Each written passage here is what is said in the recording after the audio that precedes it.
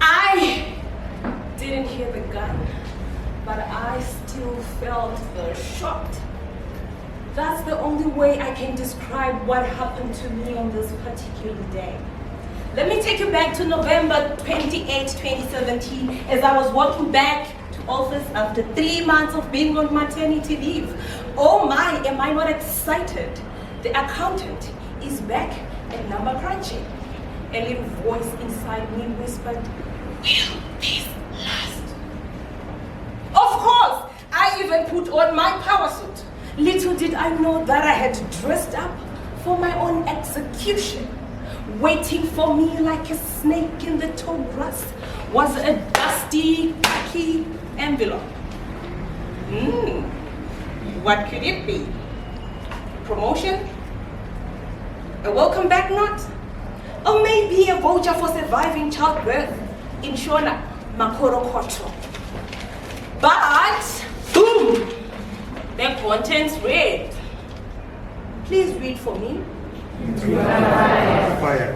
Oh yes, the actual words were termination of contract notice. Still brutal, the accountant was being thrown off the calculator. Fear, regret, and panic circled in at once. I had just given birth to my second child, living with my sister who looked up to me like I was Mother Teresa. What was my family going to be? But did you know, according to the Equality and Human Rights Commission, 1 in 10 women globally is discriminated against due to pregnancy or maternity. I became a statistic.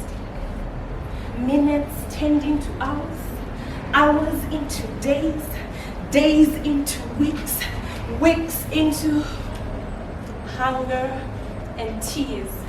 We had to relocate from one side of Samora to the other. Our conversations had to shift from what are we cooking today to are we even cooking today?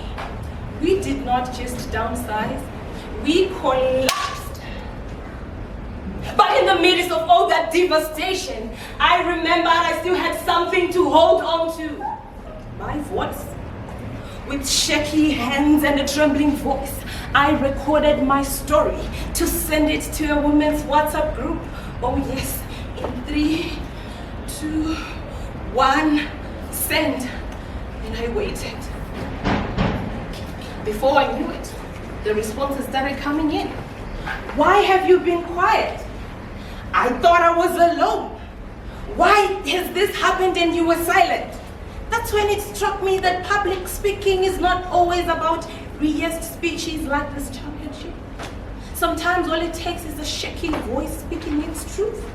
Maggie Khan once said, "Speak your mind, even if your voice shakes." Ladies and gentlemen, that one audio became a ripple into a wave into a movement where I, the once broken and shattered woman, started hosting empowerment events, selling confidence like oxygen. My voice became my currency. But my mission goes beyond just feeding my family with my voice, to feeding the nation with the confidence to speak up. Tell me, how many of you here think that public speaking is for speaking on stages like this? 1, 2, 9, 15, 30. You are wrong. Public speaking is simply the art of communication.